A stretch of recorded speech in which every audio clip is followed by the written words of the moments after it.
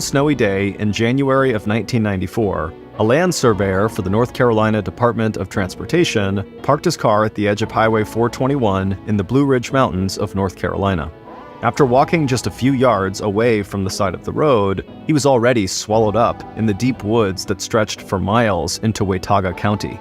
Given the cold air and snow underfoot, the surveyor was paying close attention to where he was walking and hoping that the job would not take long and he'd be back inside his warm vehicle before his toes actually froze. That was until the man glanced ahead at the fallen tree ahead of him, and before he saw something he just couldn't make sense of peeking out of the snow in the shadow of the upended roots.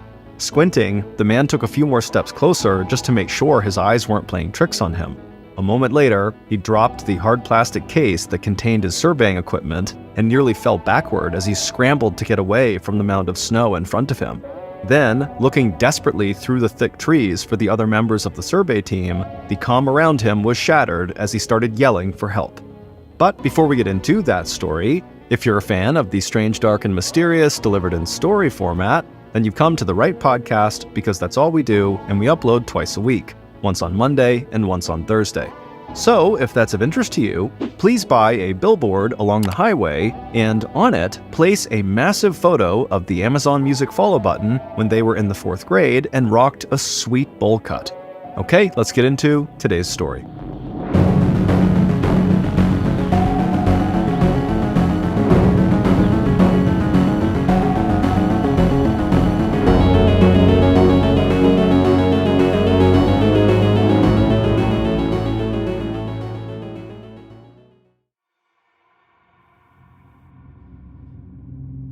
"41-year-old Victor Gunnarsson looked out the window of his small apartment in Salisbury, North Carolina.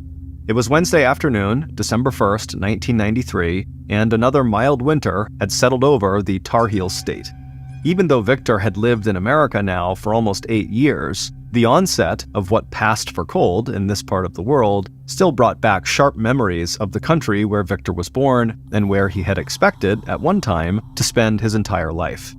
If Victor were waking up today in Sweden, 4,500 miles to the north and east of where he stood right now, he'd be welcoming the start of the coldest month of the year, with freezing temperatures that were nearly 20 degrees lower on average than where he lived now, and days so short that the sun would be setting by 3 p.m. in the afternoon. In Sweden, Victor would be piling on wool sweaters and overcoats. Here in Salisbury, he hardly ever had to wear anything warmer than his leather bomber jacket. Turning away from the window, Victor gave himself a small mental shrug. He felt lucky that he didn't miss his homeland more than he did, because for Victor, leaving Sweden had been a matter of necessity, not choice. Back in 1986, Victor's big talk about his anti-communist views, along with his right-wing activism, had gotten him in so much trouble that he'd basically been driven out of his politically liberal homeland. And even if he went back to Sweden's capital city of Stockholm, where he used to live, Victor knew he would not be any more welcome now than he had been 8 years earlier. What still surprised the tall, handsome Swede with the dark hair and intense blue eyes was that he finally felt okay about all of that. When he'd had to leave Stockholm, he'd chosen the US because he'd enjoyed the time he'd once spent vacationing in sunny California, but he'd wound up settling not on the West Coast, but here in central North Carolina, where the weather was warm, cost of living was reasonable, and where the beautiful Blue Ridge Mountains were within a day's drive of the Lakewood apartment complex that Victor now called home. And here in the south of the United States, Victor's conservative views didn't raise so many eyebrows, and his naturally gregarious personality had meshed seamlessly with the region's legendary southern hospitality and friendliness. And it hadn't taken Victor long since he'd arrived before he'd put his ability to speak 9 different languages to good use. Within weeks of getting settled here and advertising his services as a language tutor, Victor began to get so many requests for help that he'd had to start putting prospective students on a waiting list. Now, earning $50 an hour, which would be the equivalent of about $100 today, Victor wasn't rich, but he did feel financially comfortable. Victor had also very quickly found his niche in Salisbury as a ladies' man. From the second he had arrived, Victor made no bones about how much he enjoyed female company in every size, shape, and age. And even after the short but passionate affairs that Victor favored ended, he almost always remained on very friendly terms with his former lovers. The South was also a place where Victor, who liked to exaggerate when it came to describing his life experiences, found a willing audience. In addition to his magnetic personality, the fact that he was from Sweden and spoke so many languages gave him an exotic and cosmopolitan gloss that women and men found very interesting. Now, opening up one of the kitchen drawers and picking out a sharp paring knife, Victor thought about the latest woman in his life and smiled. Reaching for the fresh tomatoes that were piled on the counter in front of him, he put one of them on the cutting board and then looked down at his gold watch to check the time. Just 5 days ago, on the Friday after Thanksgiving, Victor had met a local high school teacher named Kay Whedon, who was housing a foreign exchange student from Denmark. And the attraction between Victor and Kay, who was 40 years old and, like Victor, divorced, had been immediate and very strong. The two of them had been brought together by a mutual friend who had told Kay that Kay's exchange student, Mikkel, who was there attending the local high school, might enjoy talking in his native language with Victor. Since that first meeting, Victor and Kay had spent a few more evenings with one another, and while their relationship was still purely platonic, Kay had asked Victor over to her house for dinner tonight so he could meet Mikkel and also Kay's 15-year-old only child, a son named Jason. Victor had been thrilled, and he told Kay not to worry about cooking, that he would provide the food, spaghetti with the homemade sauce he was now in the process of making. And if all went well, Victor thought, as he moved through the steps of a pasta recipe he knew by heart, maybe he and Kay, a smart and attractive woman who taught high school English and drama, would become more than just friends. On Friday, December 3rd, Victor got his wish. Victor's homemade spaghetti dinner 2 evenings earlier had been such a success that Kay was eager to move their relationship forward. Victor had hit it off right away with both Mikkel and Jason, and now Kay wanted Victor to meet one of the most important people in Kay's life, Kay's 77-year-old mother, Catherine Miller. Even though she was 12 years past retirement age, Catherine was still working hard as an accounts clerk at W.A. Brown, an industrial refrigeration company that had been a local fixture in Salisbury for more than 80 years. Now a widow, Catherine devoted her spare time to church and volunteer activities and to playing a very big role in the lives of her grandson Jason and her only daughter Kay. And ever since Kay had moved to Salisbury after her divorce 6 years ago, Catherine had kept a very protective and, lately, a very worried eye on her daughter's love life. Catherine had heard all about an earlier date Kay had gone on back in November with a man named David Sumner, who Kay had met through a, quote, reputable dating agency, end quote. Their first get-together at a local lunch spot was promising, but the dinner date that followed a few days later had turned out to be a disaster.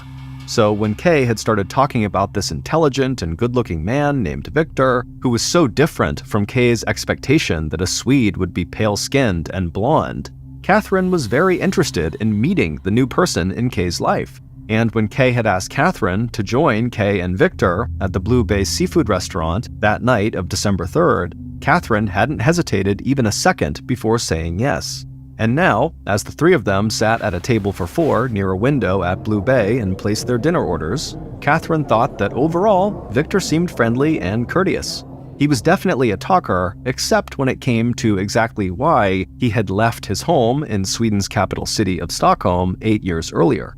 But then again, Catherine thought to herself, everyone had their secrets, and Catherine wondered how much Kay had told Victor about the problems that Kay had been having in her own life. It wasn't until the end of the meal, when Victor took his last bite of his baked potato and motioned to the server that he was ready for the check, that dinner hit one small sour note. That was when Victor took the money that Catherine had offered to him to cover the cost of her own meal, but instead of giving Catherine any change or refusing Catherine's offer, Victor used Catherine's money to pay the entire tab, and the only contribution he made was to take a few dollars from his pocket and tuck them under his plate for the tip. A few minutes later, as Catherine, Victor, and Kay stood up and put on their coats before heading out the door and into the cool night air to the parking lot, Kay, who had also noticed this telltale sign that Victor was very likely tight with money, gave her mother an embarrassed shrug. Maybe, Catherine thought, as Victor held the car door of Kay's car open for Catherine to slide in before he stepped away to get into his own car to drive back to Lakewood Apartments where he lived, Victor didn't hate the welfare state, which is how he described Sweden, quite as much as he said he did. because he certainly didn't mind taking from the person who was supposed to be his guest. But later that night, when Kay and Victor were sitting outside in Kay's yard next to the fire pit, Kay at least had put that single awkward moment at the restaurant out of her mind. After dropping her mother off at 118 Larch Road and reminding her mom to make sure her alarm system was on for the night, Kay had headed back to her own house to wait for Victor, who had wanted to go to his own apartment and change into more comfortable clothing before coming back to join Kay. When Victor arrived at Sycamore Road, Jason and Mikkel were out with friends, which meant Kay and Victor had 3 hours alone together. When Jason and Mikkel got back to the house at about 10 p.m., Kay and Victor joined the teens and a few of their friends out in the side yard to enjoy a fire in the fire pit. Now, as Kay and Victor sat next to one another, their fingers entwined, Kay noticed the glint of a small diamond set in the heavy gold signet ring that Victor always wore on his left hand. When Kay asked about the ring, Victor took it off and told her that the 3 letters engraved around the diamond meant strength and courage. As their eyes met over the ring, Kay's heart skipped a beat, especially after the hours that she and Victor had just spent alone. Kay hoped that there would be many more evenings just like this in the months ahead. Those thoughts were interrupted a few minutes later when Kay was startled by the sight of a car pulling into the end of her driveway. But a moment later, when she saw the car was just using her driveway to turn around and head back the way it had just come, she forced her shoulders to relax. An hour later, at about 11:15, Victor gave Kay's hand a gentle squeeze, then leaned over and told her that it was time for him to go back to his own apartment. And 10 minutes after that, while Jason and his friends were still enjoying the fire, Kay was standing just inside the front door of the house saying goodnight to Victor. After a long kiss, Victor stepped back, smiled, and promised Kay he would call her the next day. Then, as Kay watched, the big man with black hair and intense blue eyes shoved his hands deep into his pockets, walked down the porch steps, and back to his car. 35 days later, and 100 miles northwest of Salisbury, a land surveyor working with a North Carolina state highway crew up in Watauga County was picking his way through the dense woods off Highway 421, near the summit of one of the Blue Ridge Mountains. The highway department service vehicles were parked about 300 yards away alongside the edge of an entrance ramp leading onto the Blue Ridge Parkway, a scenic route through the mountain range that was closed at the moment due to uncleared ice and snow.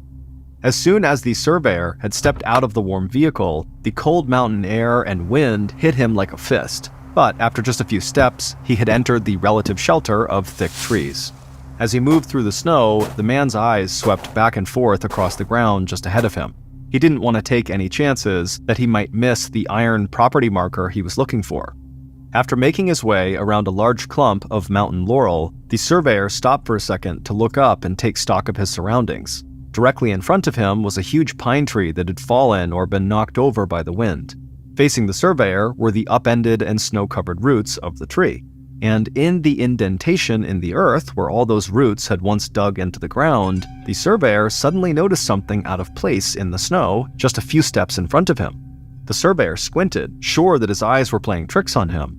Then, moving much more slowly now, the man took one more step closer and then froze. Sticking out of the white snow immediately in front of the surveyor were 2 bare human feet. The toes and flesh of one foot had been chewed down to the bone by small animals, but the big toe on the left foot, large with a bristle of black hairs, a man's foot, was still intact. Suddenly gagging, the surveyor stumbled backward, then turned and ran a few yards back along the path he had just made through the snow.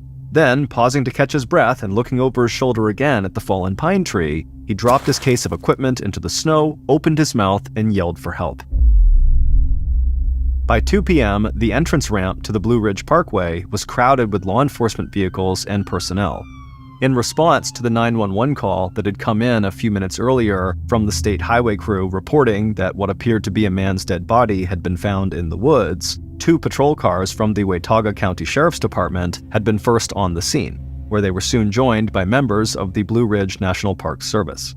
By the time Detective Sergeant Paula May from the Division of Criminal Investigations in the Watauga Sheriff's Department had arrived, the area around the fallen pine tree was taped off, and the surveyor, who had discovered the body under a mound of snow in the shadow of the upended tree roots, couldn't wait to give his statement to police, and then get out of the woods and back into a warm car as fast as possible.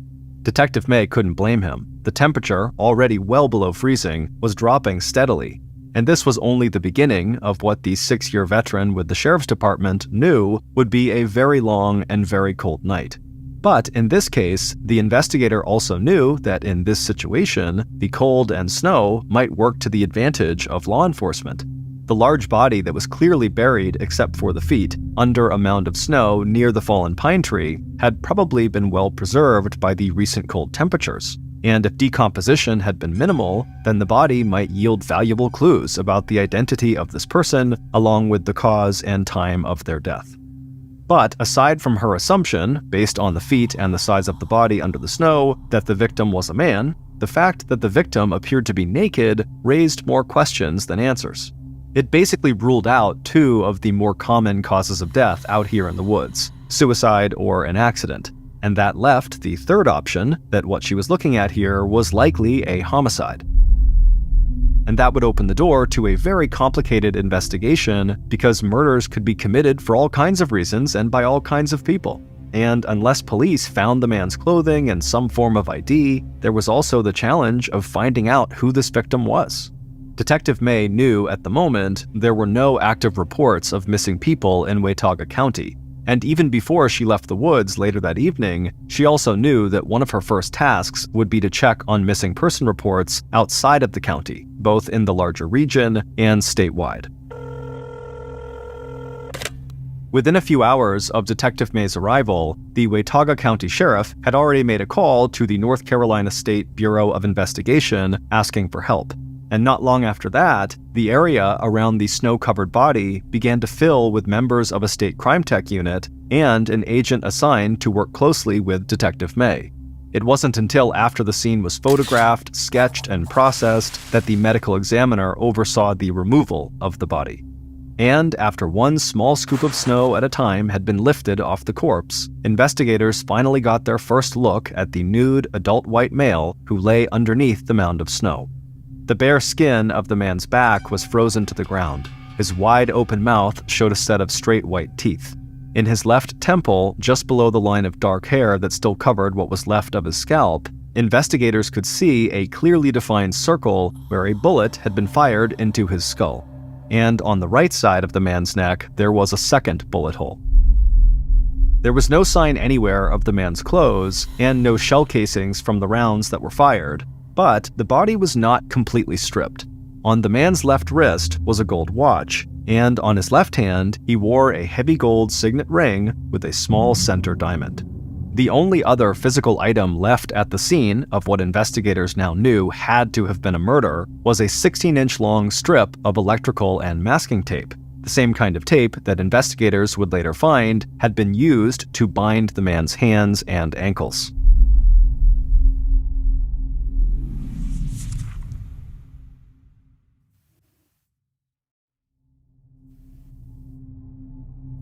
By the next morning, when the medical examiner was preparing to conduct an autopsy on the body found in the woods the night before, Detective May had already made much more progress on the case than she had believed possible when she had first laid eyes on the dead man. In fact, she now believed she had identified their John Doe. The young detective had spent the night before at her office putting out a statewide call for active reports on missing adult middle-aged white males. And within hours, she had gotten a call from the police department in Salisbury, North Carolina, 90 miles to the southeast. The lieutenant told her about a 41-year-old Swedish national named Victor Gunnarsson who had been reported missing by his landlord 23 days earlier on December 15, 1993. Victor's physical description, 41 years old, 6 foot 2 inches tall, 225 pounds, matched what Detective May had seen in the woods. But it was the recent photograph attached to the missing persons report from Salisbury that made the investigator's heart beat faster. The man in the photo with the dark hair and straight white teeth was wearing a gold watch and a heavy gold signet ring that looked exactly like the jewelry she had seen on the dead man in the woods. But it was what the Salisbury investigator told Detective May next, when she asked what else the officer knew about Victor Gunnarsson, that literally took Detective May's breath away.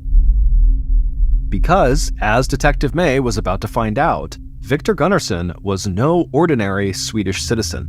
Victor Gunnarsson was in fact a major player in a political assassination that had taken place 8 years earlier, an assassination that was still unsolved and still the subject of international intrigue and speculation. That assassination had taken place on the evening of Friday, February 28, 1986, in the capital city of Stockholm, Sweden, when the country's popular prime minister and his wife, unescorted by bodyguards, were walking home from an evening out at the movies.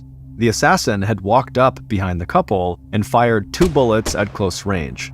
The first hit Olof Palme in the back, killing him almost instantly, while the second bullet grazed and slightly injured Palme's wife, Lisbeth. And among the first suspects in that high-profile homicide was Victor Gunnarsson.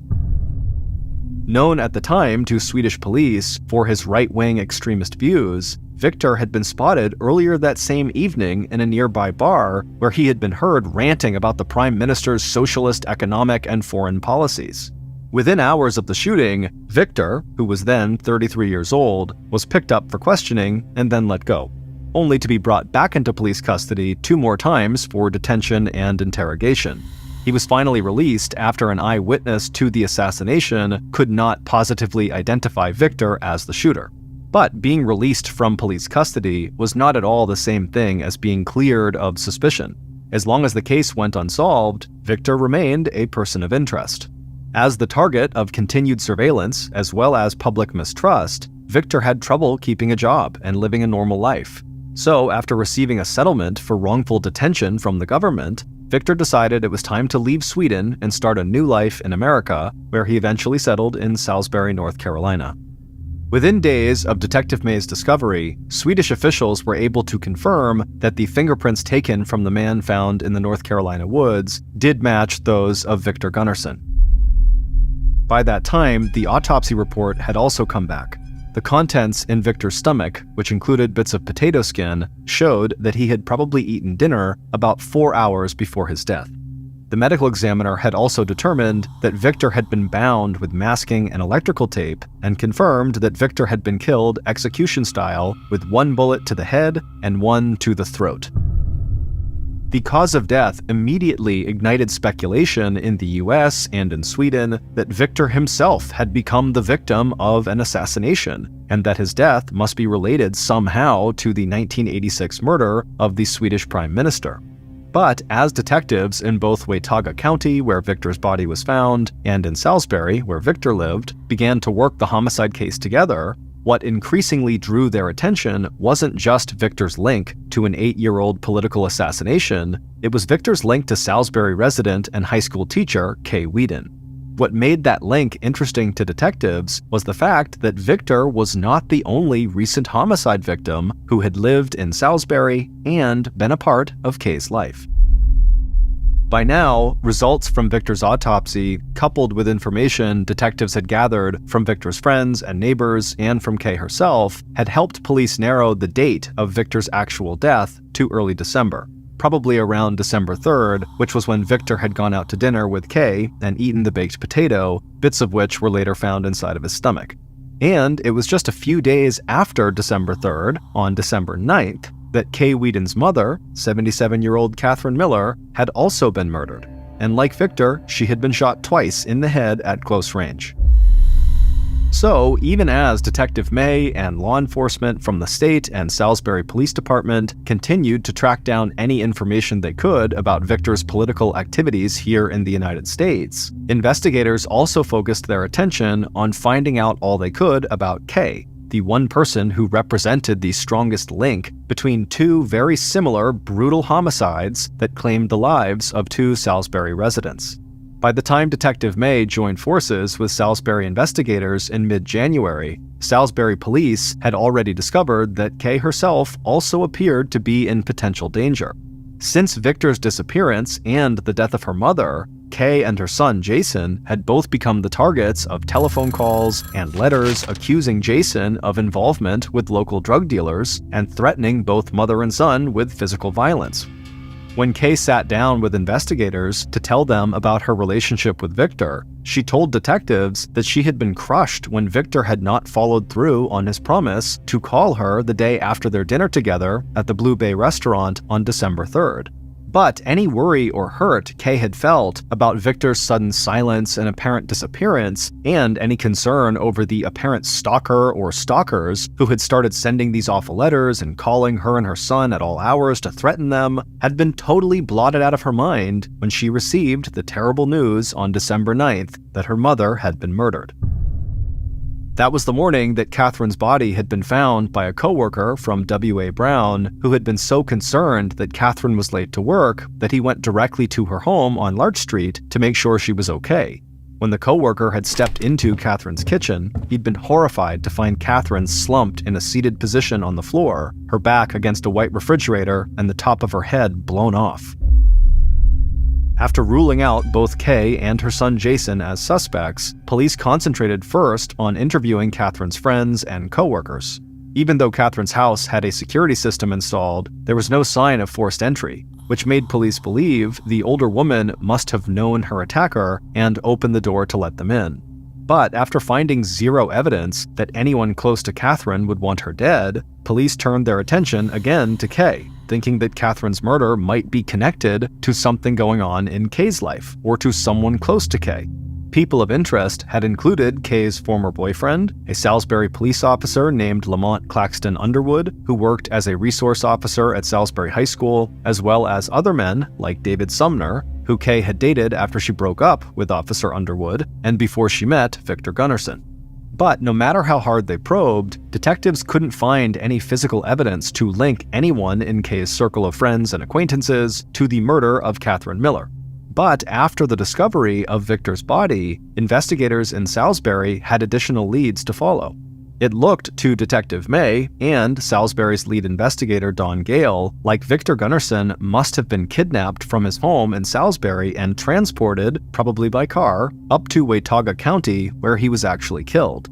But even after circling back to Officer Underwood, who had re-entered Kay's life as a friend after Kay's mother had died, and who had access to firearms, police still came up empty. All police discovered when they searched their fellow officer's home and car on February 1st, 1994, was that Lamont Claxton, LC for short, was neat to the point of being compulsive about order and cleanliness. As for a connection between Victor's murder and the assassination of Sweden's prime minister in 1986, that lead also petered out.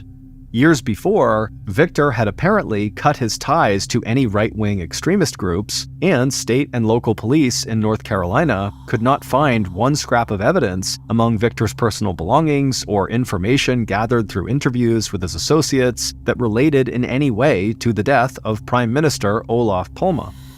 By the fall of 1994, 11 months after Victor Gunnarsson disappeared from his apartment in Salisbury, all the main characters in the unsolved murders of Victor and also Catherine Miller had started to move on with their lives.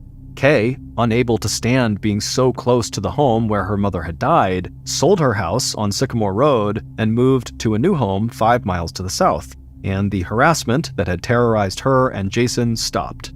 Both Kay and Elsie Underwood each had new romantic partners, and no one had stepped forward to claim a $50,000 reward offered by North Carolina's governor for information leading to the arrest and conviction of Victor's murderer, just as no one in Salisbury or Watauga County responded to a police bulletin asking for information about the .22 caliber weapon used to kill Victor, or the .38 caliber weapon used to kill Catherine.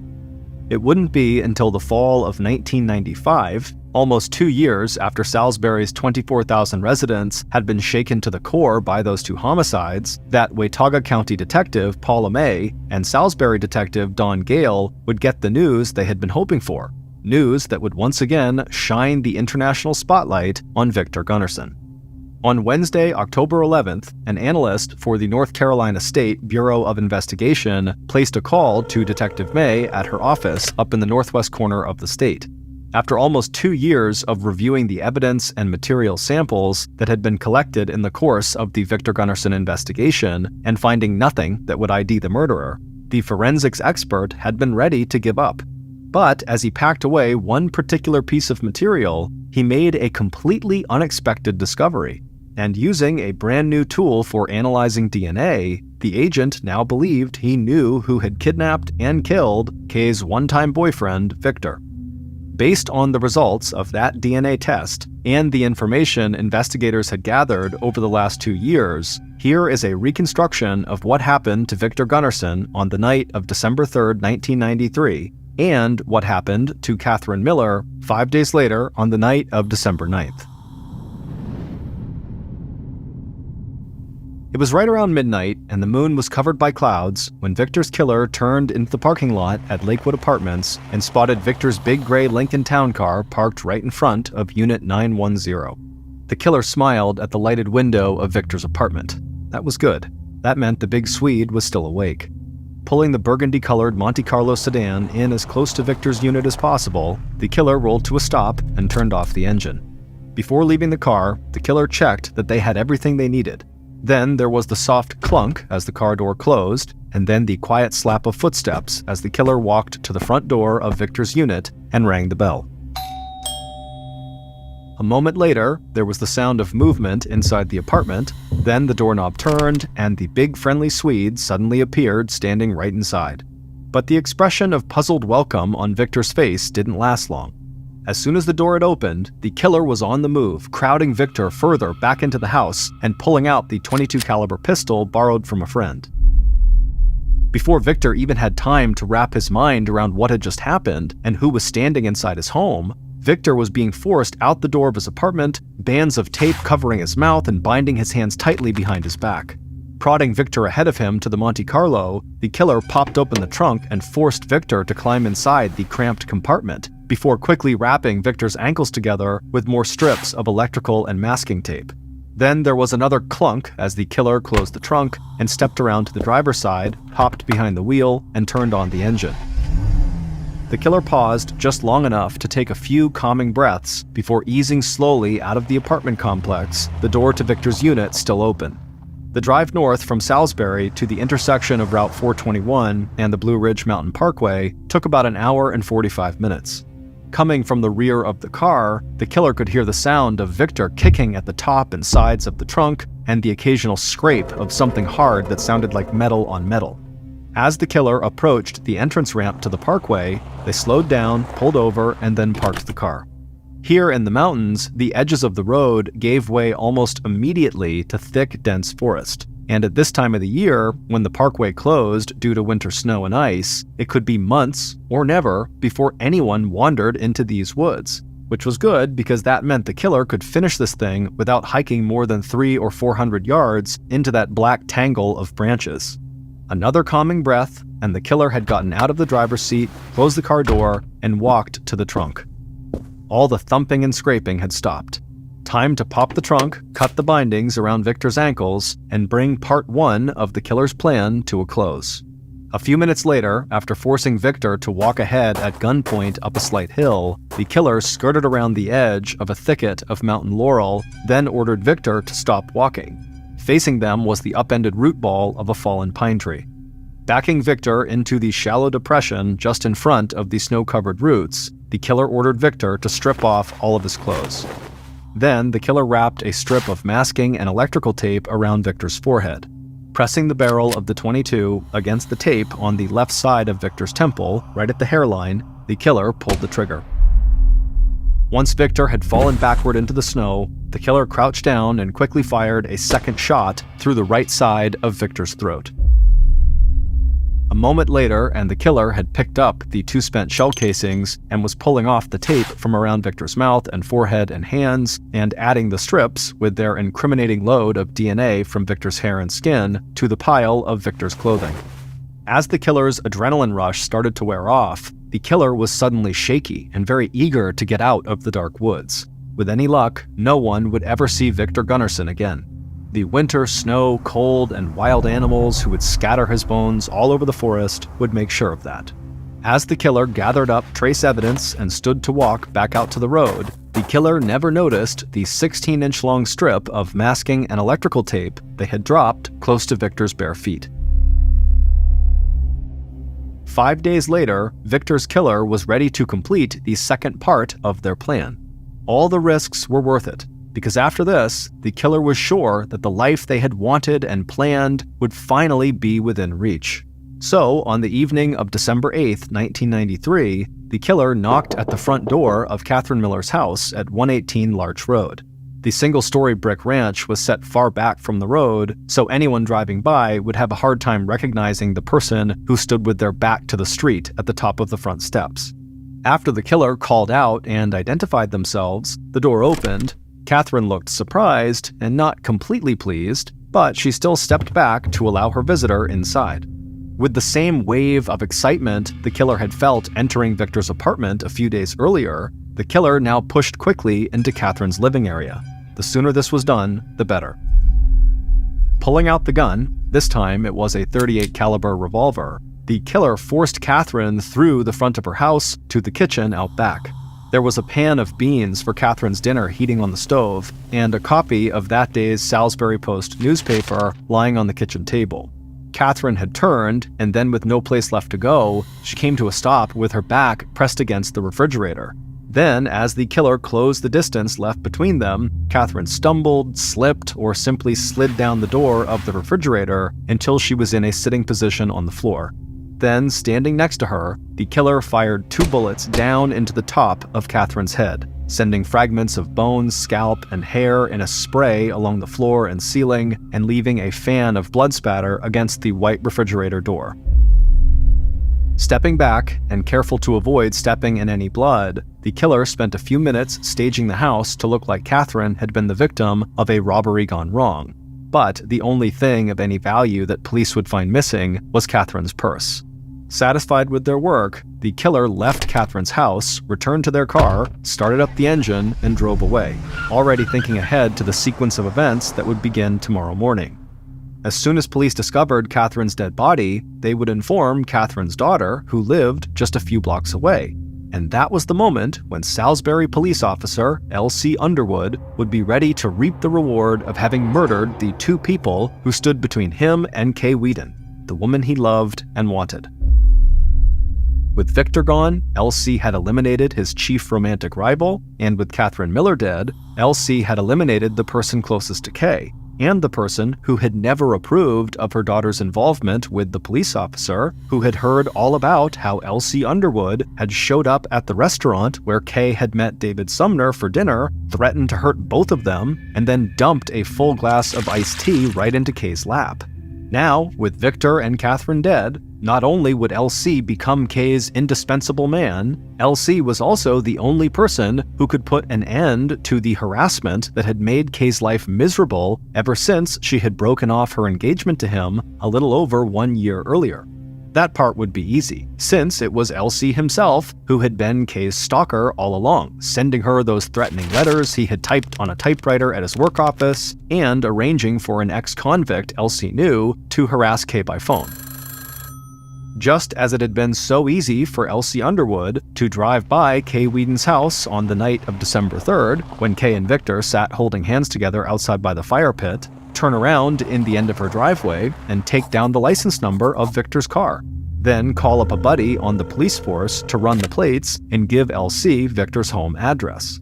And not only had L.C. been able to use the power of his badge to help commit murder, his job as a police officer would allow him to keep an eye on the investigation into both deaths and stay one step ahead of investigators.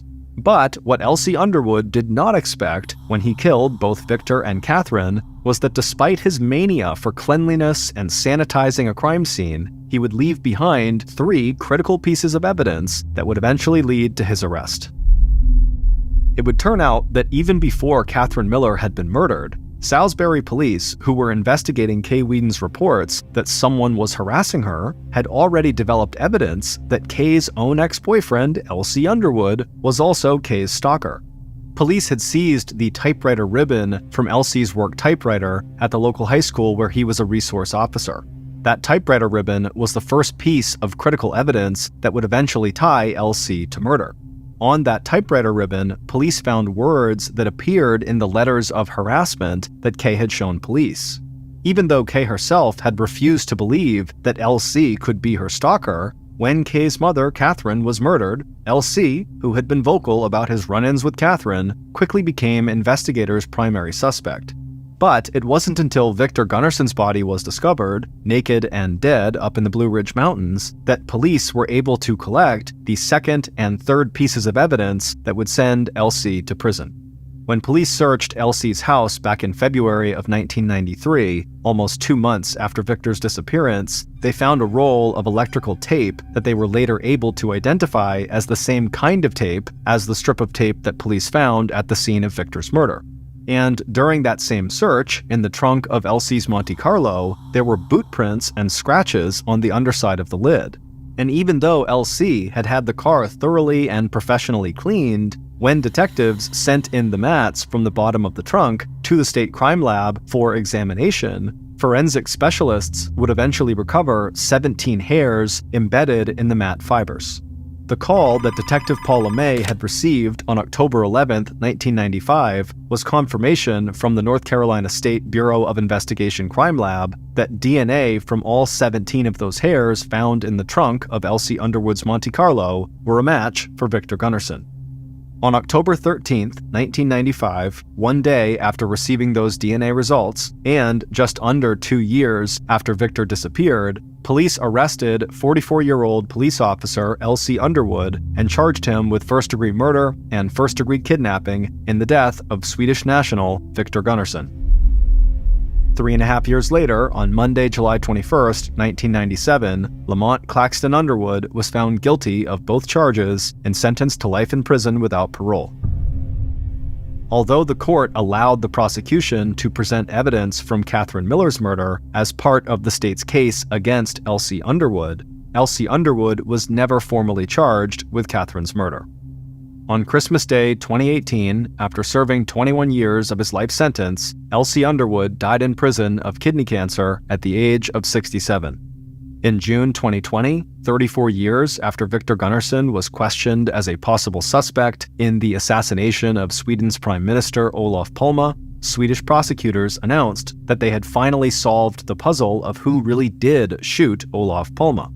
According to prosecutors, the man, who had no connection to Victor, was a professional graphic designer who had put himself forward at the time of the assassination as an eyewitness to the Prime Minister's death.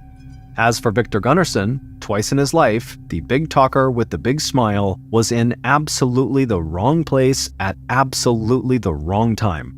His first piece of bad luck, when he was in a bar nearby the place where Olof Palme was gunned down, resulted in Victor's persecution and his move to the United States. The second piece of bad luck, when he met Kay Whedon, a woman he would date for less than a month, resulted in Victor's death.